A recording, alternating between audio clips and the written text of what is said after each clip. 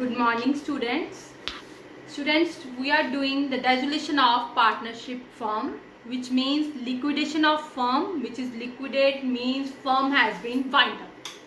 जब firm wind up हो जाती है, बंद हो जाती है, सो एक पर्सन अपॉइंट होता है who is known as liquidator. वो क्या करता है, फर्म की एसेट्स को सेल कर देता है और लाइबिलिटीज को पे कर देता है, और जो अमाउंट बचता है वो किस में डिवाइड कर देता है, पार्टनर्स में ओल्ड रेशियो में. क्लियर है? सो मैंने आपको बताया था कि वो पर्सन जो है लिक्विडेटर एक बॉक्स बनाता है रियलाइजेशन. उसका मैंने आपको फॉर्मेट करवाया था लास्ट में, आपको लास्ट लेक्चर में फॉर्मेट पूरा बनाया था आपको रियलाइजेशन क्या होता है. आज मैं आपको सम करवाऊंगी, फुल फ्लेज सम, जिसमें हम बनाएंगे realisation account, partners capital account and cash account. मैंने आपको बताया था ये बात कि डेजुलेशन में हमारे 3 अकाउंट बनते हैं. कौन कौन से बनते हैं? रियलाइजेशन अकाउंट, और कौन सा बनता है, पार्टनर्स कैपिटल अकाउंट, और थर्ड वन कौन सा बनता है, cash account.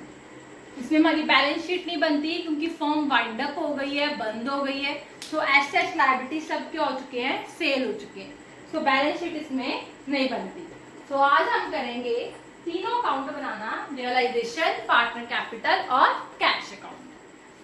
Look at the sum. SG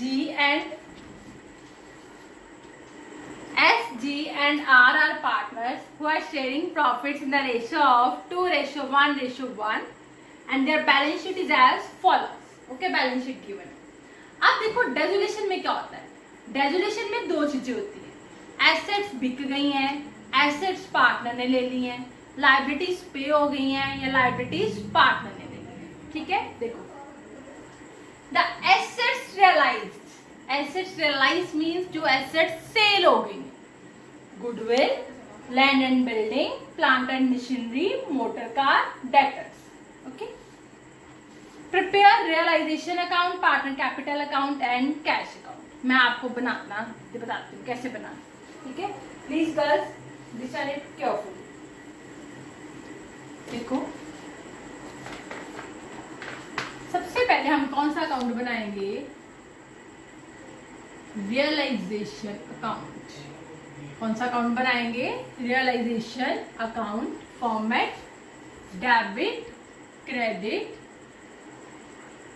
particulars, amount, particulars, amount. अगर हमारा ये अकाउंट ठीक ढंग से बन गया, हमारे पार्टनर कैपिटल और कैश भी इजीली बन जाएंगे. देखिए हमने क्या करना है, सबसे पहले हमने क्या करना है, अपनी एसेट्स को ट्रांसफर करना है. क्या करना है, अपनी एसेट को ट्रांसफर करना है. कितनी एसेट, देखो हमारी सारी assets except cash in hand, cash at bank, जो हम पार्टनर्स में डिवाइड करते हैं और जो पार्टनर का कुछ भी नहीं आता. ठीक है, देखो सारी एसेट्स हम ट्रांसफर कर देंगे. अगर यहाँ पे बेटा गुडविल की वैल्यू ना होती, इट मीन्स गुडविल भी आपने बेची है, तो वो गुडविल भी ट्रांसफर करेंगे.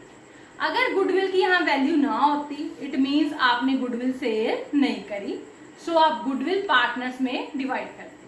क्लियर है? देखो अब सबसे पहले हमने सारी एसेट्स को ट्रांसफर करना. मैंने आपको बताया था एसेट्स को ट्रांसफर करना डेबिट साइड. देखो पहली एसेट क्या है हमारी, टू गुडविल अकाउंट. कितनी गिवन है, देखो उधर 30,000. नेक्स्ट क्या है, to land and building 80,000. Next है to plant and machinery 56,000. To motor car कितना है, 54,000. टू डेटर्स कितने हैं, 48,000. ठीक है बच्चे, कैश हमने ट्रांसफर नहीं करना. क्लियर है? नेक्स्ट क्या है हमारा, लाइबिलिटीज को ट्रांसफर करना.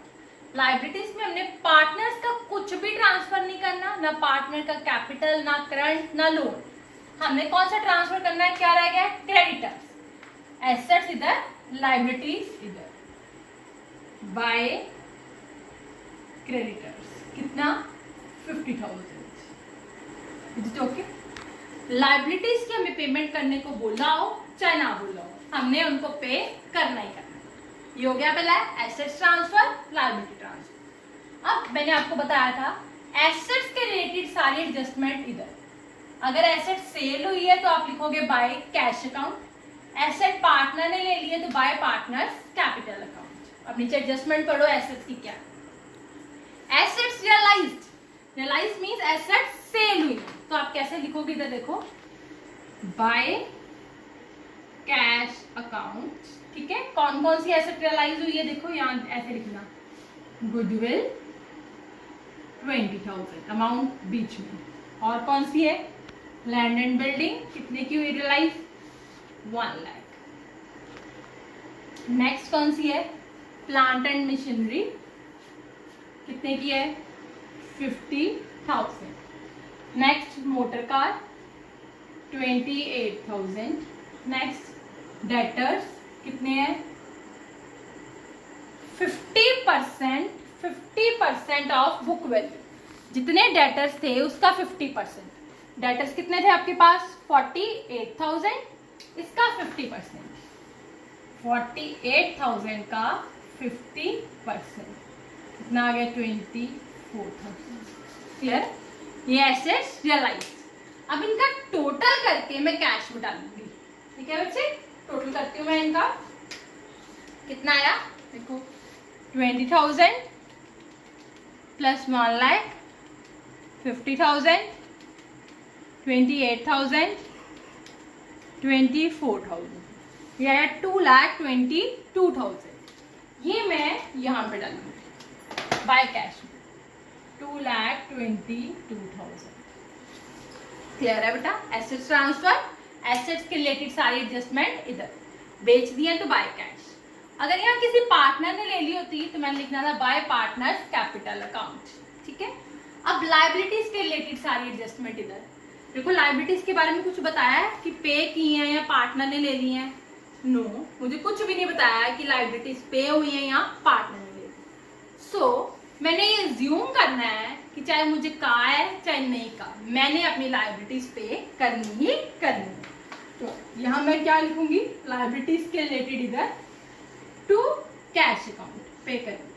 क्या पे किया मैंने क्रेडिटर्स कितने के थे 50,000, यहाँ पे भी लिख दो यहाँ।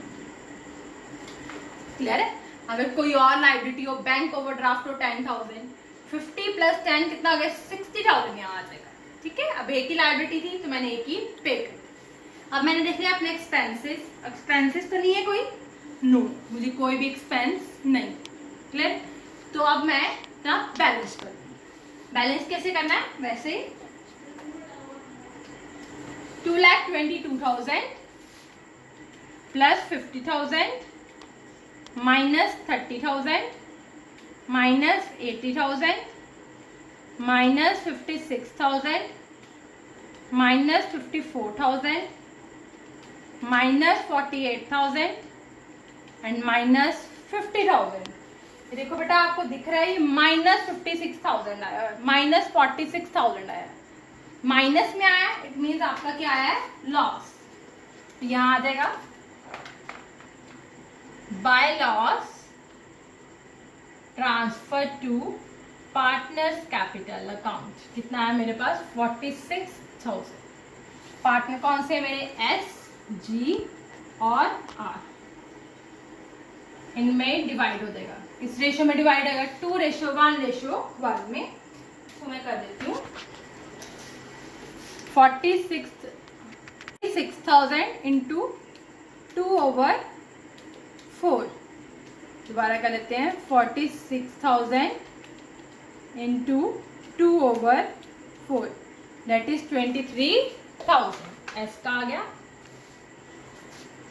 46,000 डिवाइड बाय 4, ये आ गया 11,500 जी का और 11,500 आर का। इसका टोटल आया था 3,18,000। मैंने यहाँ पे लिख दिया। आई होप आपको रियलाइजेशन अकाउंट क्लियर हो गया हो। सो नेक्स्ट हम बनाते हैं partners capital account. Partners capital account, debit, credit, particulars, SGR, particulars, SGR।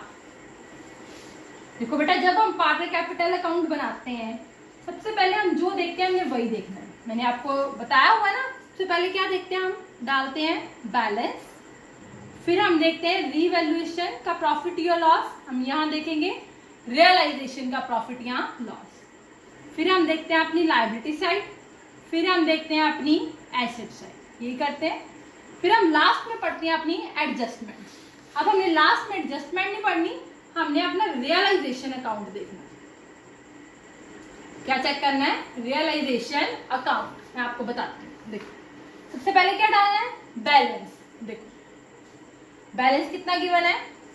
By balance brought down कितना है इसका?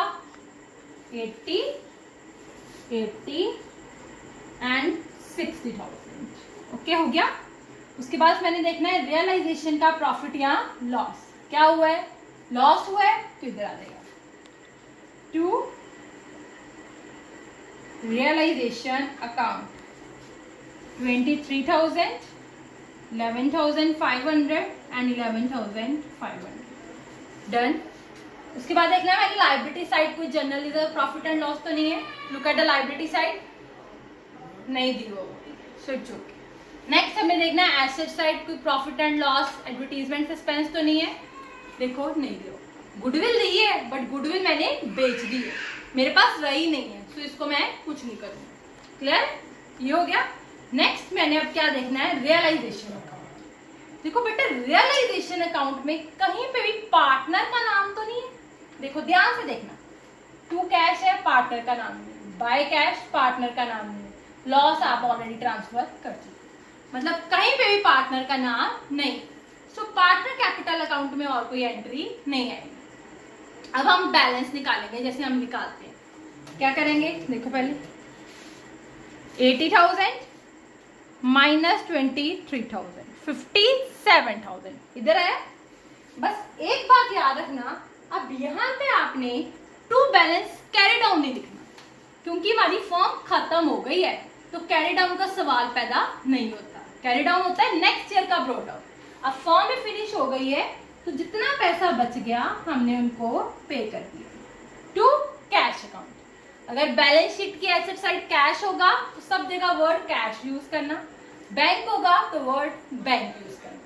कैश था तो मैंने लिखा टू कैश अकाउंट, ब्रैकेट में लिख लो फाइनल पेमेंट।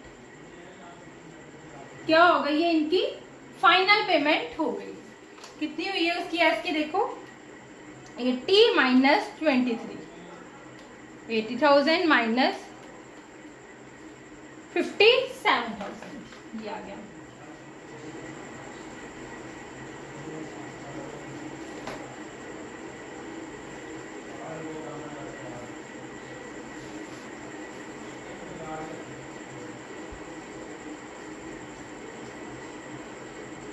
ठीक है, जी की निकालते हैं।